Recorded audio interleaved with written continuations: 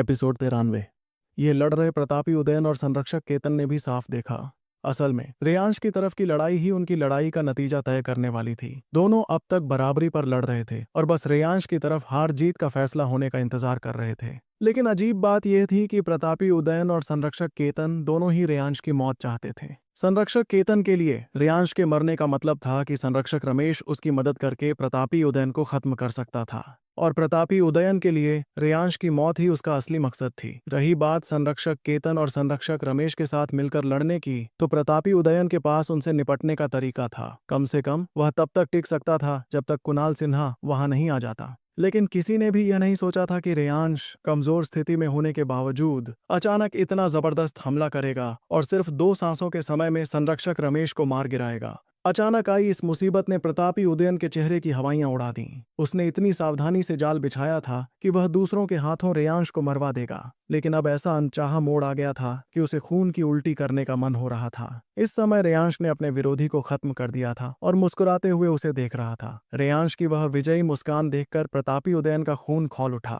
मैं चाहता था कि कोई और तुम्हें खत्म करे, लेकिन तुम बार बार मुझे गुस्सा दिला रहे हो। रेयांश, तुम खुद अपनी मौत बुला रहे हो। अब मुझे दोष मत देना अगर मैं तुम्हारे साथ बेरहमी से पेश आऊं।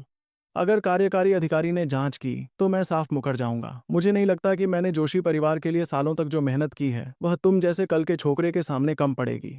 इस समय प्रतापी उदयन की आंखें खून से लाल हो चुकी थीं। जब संरक्षक केतन ने देखा कि रेयांश ने संरक्षक रमेश को मार डाला है तो उसका चेहरा भी दहशत से भर गया। उनकी मूल योजना में संरक्षक रमेश सबसे महत्वपूर्ण कड़ी था, लेकिन उसने सोचा भी नहीं था कि आधी उम्र तक उसके साथ कंधे से कंधा मिलाकर लड़ने वाला उसका पुराना साथी ओल्ड रमेश आज रेयांश जैसे एक बच्चे के हाथों मारा जाएगा। रमेश भाई, संरक्षक केतन की आंखें रेयांश को देखते हुए एकदम लाल हो गईं। लेकिन उसे रेयांश और प्रतापी उदयन के बीच की दुश्मनी का पता नहीं था। बदला लेने और भागने के लिए उसके लिए सबसे जरूरी था प्रतापी उदयन को हराना। संरक्षक रमेश की मौत के बाद संरक्षक केतन जोर से चिल्लाया और प्रतापी उदयन पर और भी ज्यादा खूंखार हमले करने लगा, जो पूरी तरह जानलेवा थे।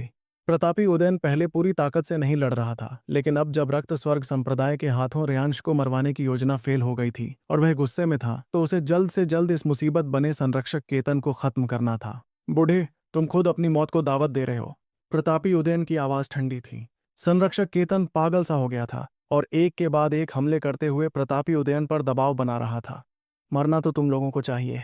उनका सफर अच्छा खासा चल रहा था, लेकिन जोशी परिवार के लोगों ने बीच में बाधा डाल दी। आखिर संरक्षक केतन भी बहुत गुस्से में था, लेकिन प्रतापी उदयन उससे भी ज्यादा गुस्से में था। जब उसने रेयांश को संरक्षक रमेश को मारते देखा तो उसकी नजरें गहरी हो गईं और उसने कहा, कितना मुसीबत पैदा करने वाला आदमी है। तो चलो, अब तुम हमारे उदयन कुल की सबसे शक्तिशाली गुप्त टेक्निक सर्वव्यापी जीवन मृत्यु चक्र का स्वाद चखो।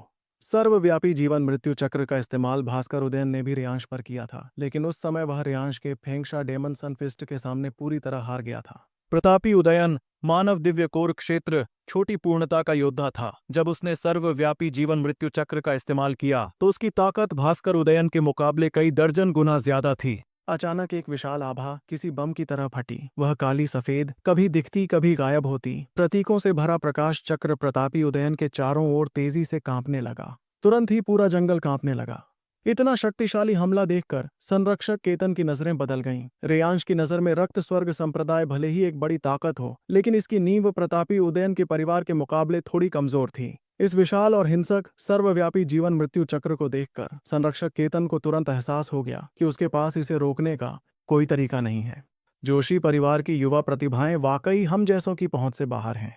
सामने मौत निश्चित थी, लेकिन संघर्ष करने पर शायद बचने का कोई रास्ता मिल जाए। आधी उम्र गुजार चुके संरक्षक केतन को पता था कि उसे क्या करना है। रक्त स्वर्ग संप्रदाय खून खराबे वाली जगह थी, जहां हर कोई स्वभाव से क्रूर था। संरक्षक केतन इस पद तक पहुंचा था तो जाहिर है वह आसानी से डरने वाला नहीं था।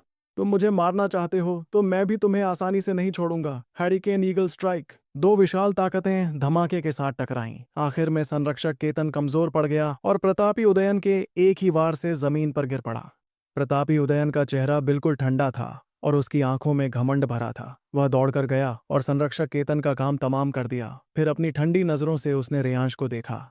मैंने तुम्हें बहुत इंतजार करवाया ना, अब तुम्हारी बारी है। लड़ाई शुरू हुए ज्यादा देर नहीं हुई थी कि रेयांश ने संरक्षक रमेश को मार गिराया, जो लीलेंद्र की उम्मीदों से बिल्कुल परे था।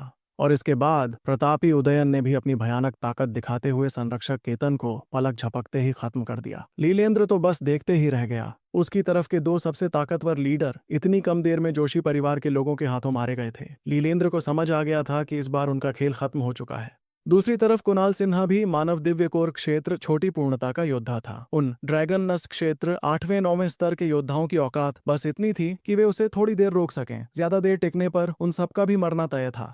तो कुल मिलाकर इस बार रक्त स्वर्ग संप्रदाय का नामो निशान मिटने वाला था।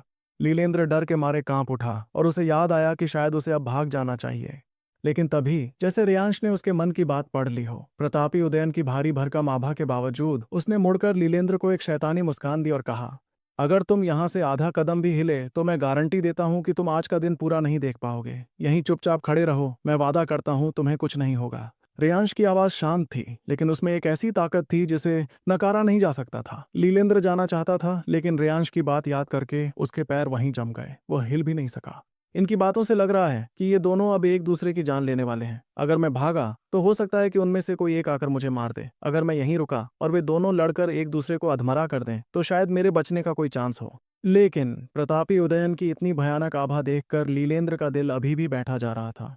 इस लड़के में टैलेंट तो है, लेकिन उम्र में बहुत छोटा है। उस नौजवान के मुकाबले ये काफी कमजोर लग रहा है। क्या अपनी जान की बाजी इस पर लगाना बेवकूफी नहीं होगी? लड़ने के लिए तैयार उन दोनों को देखकर लीलेंद्र का मन उलझनों में फंसा था। आखिर में उसने फैसला किया कि थोड़ी देर और तमाशा देखेगा। उसी वक्त प्रतापी उदयन, जिसने अभी अभी संरक्षक केतन को मारा था और खून से सना हुआ था, रेयांश की ओर बढ़ा। क्या हुआ? अब जब सारे पत्ते खुल गए हैं तो क्या आखिरकार अपने हाथों से काम तमाम करने का इरादा है? रेयांश का रवैया बिल्कुल बेपरवाह था। वह एक अजीब सी मुस्कान के साथ प्रतापी उदयन को देख रहा था। उसकी आंखों में डर या खौफ का नामो निशान नहीं था। बस किस्मत से एक ऐसे योद्धा को हरा दिया जो अभी अभी मानव दिव्य कोर क्षेत्र में दाखिल हुआ था। तो क्या तुम्हें लगता है कि तुम मेरे सामने अकड़ दिखा सकते हो? प्रतापी उदयन की ठंडी नजरें जरा भी नहीं बदली थीं। उसकी नजर में लीलेंद्र का कोई वजूद ही नहीं था। चूंकि आसपास कोई और नहीं था, इसलिए उसने ठंडी हंसी हंसते हुए कहा, रेयांश, इस मिशन में तुम्हें मारने वाला रक्त स्वर्ग संप्रदाय का संरक्षक रमेश था और मैंने संरक्षक केतन और संरक्षक रमेश को मारकर तुम्हारा बदला ले लिया। बताओ, यह कहानी कैसी रहेगी? कुछ खास नहीं। एक बेवकूफ इससे बेहतर कहानी नहीं सोच सकता। क्या कहा? प्रतापी उदयन गुस्से से दांत पीसने लगा। उसकी आभा लगातार बढ़ती जा रही थी। जब वह रेयांश से केवल 7-8 मीटर दूर रह गया तो उसका गुस्सा और उसकी ताकत अपनी चरम सीमा पर पहुंच गई। मानना पड़ेगा, इतने सालों में तुम वो पहले शख्स हो जिसने मुझे इतना गुस्सा दिलाया है। रेयांश, मेरे हाथों मरना तुम्हारे लिए सम्मान की बात होगी। रेयांश को मारना प्रतापी उदयन के लिए ऐसा काम था जिसका शोर नहीं मचना चाहिए था। इसलिए उसे जो करना था वह यह था कि कम से कम समय में रेयांश का काम तमाम कर दे। दोनों ने रक्त स्वर्ग संप्रदाय के संरक्षकों को मारे। अभी बस कुछ ही पल बीते थे और देखते ही देखते प्रतापी उदयन रेयांश की ओर झपट पड़ा। दिव्य रैंक युद्ध तकनीक, प्रकाश की चमक का चक्र। भास्कर उदयन के मुकाबले प्रतापी उदयन का प्रकाश की चमक का चक्र कहीं ज्यादा मंझा हुआ और शक्तिशाली था।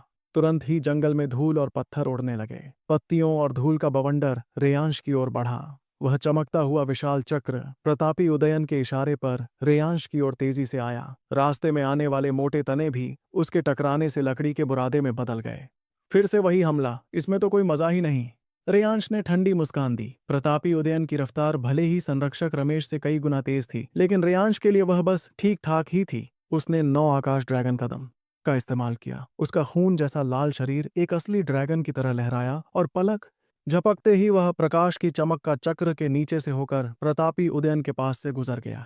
रेयांश का संरक्षक रमेश के हमले से बच निकलना ही प्रतापी उदयन के लिए काफी हैरान करने वाला था, लेकिन उसने सोचा भी नहीं था कि रेयांश उसके हमले से भी बच निकलेगा। इसका मतलब था कि रेयांश ने दिव्य रैंक प्रारंभिक स्तर की 9 आकाश ड्रैगन कदम तकनीक को लगभग पूरी तरह से साध लिया था। यह कैसे मुमकिन है? उसे यह तकनीक मिले मुश्किल से 5 दिन ही तो हुए हैं। प्रतापी उदयन के चेहरे पर खौफ साफ दिखने लगा। सामने खड़ा हुआ घमंडी लड़का अब उसे बहुत खतरनाक लग रहा था। जब लीलेंद्र ने देखा कि रेयांश ने सिर्फ चकमा देकर हमले से खुद को बचा लिया तो उसे थोड़ी राहत मिली, लेकिन हालात अभी भी अच्छे नहीं थे। वह सिर्फ भाग रहा है। लगता है उसके पास उस हमले का मुकाबला करने का कोई तरीका नहीं है जिसने संरक्षक केतन को मारा था। उस हमले से वह बच नहीं पाएगा। क्या मुझे अब भाग जाना चाहिए? इस समय लीलेंद्र की हालत गर्म तवे पर बैठी चींटी जैसी थी। अगर मैं अभी भागा तो क्या वे मुझे मारने आएंगे? कम से कम वह नौजवान तो मुझे जिंदा जाने नहीं देगा, लेकिन शायद यह लड़का जाने दे। जब लीलेंद्र इस उधेड़बुन में फंसा था, रेयांश ने समय का अंदाजा लगाया। उसे लगा कि कुणाल सिन्हा अब वापस आने ही वाला होगा, और उसी समय प्रतापी उदयन मुड़ा और एक क्रूर हंसी के साथ उसका पीछा करने लगा। War spirit finger, wind and cloud move, तयू स्वान ड्रैगन सील। रेयांश के इस हमले ने प्रतापी उदयन को बराबरी की टक्कर दी। प्रतापी उदयन, जो सोच रहा था कि रेयांश सिर्फ भागना जानता है, अब वाकई रेयांश की ताकत का लोहा मानने लगा था। ये पहले ड्रैगन नस्क क्षेत्र 8वें स्तर पर था, अब यह मानव दिव्य कोर क्षेत्र में कैसे पहुंच गया? सिर्फ उस दिव्य रैंक के जानवर के शव से यह मुमकिन नहीं है। क्या इसने जोशी परिवार के चयन के समय अपनी असली ताकत छुपाई थी? चाहे जो भी हो, आज तुम्हें मरना ही होगा। रेयांश को घूरते हुए प्रतापी उदयन भी जानता था कि उसके पास ज्यादा वक्त नहीं है। सर्वव्यापी जीवन मृत्यु चक्र को तैयार करते हुए उसने सोचा, भले ही यह मानव दिव्य कोर क्षेत्र में हो, लेकिन इसके पास अभी तक किसी दिव्य रैंक के जानवर की बीस्ट सोल। आगे क्या होगा स्टोरी में जानने के लिए सुनते रहिए इस स्टोरी को और चैनल को भी ज्वाइन कर ले। आगे के एपिसोड इसी चैनल पे आएंगे, तो सब लोग इसे ज्वाइन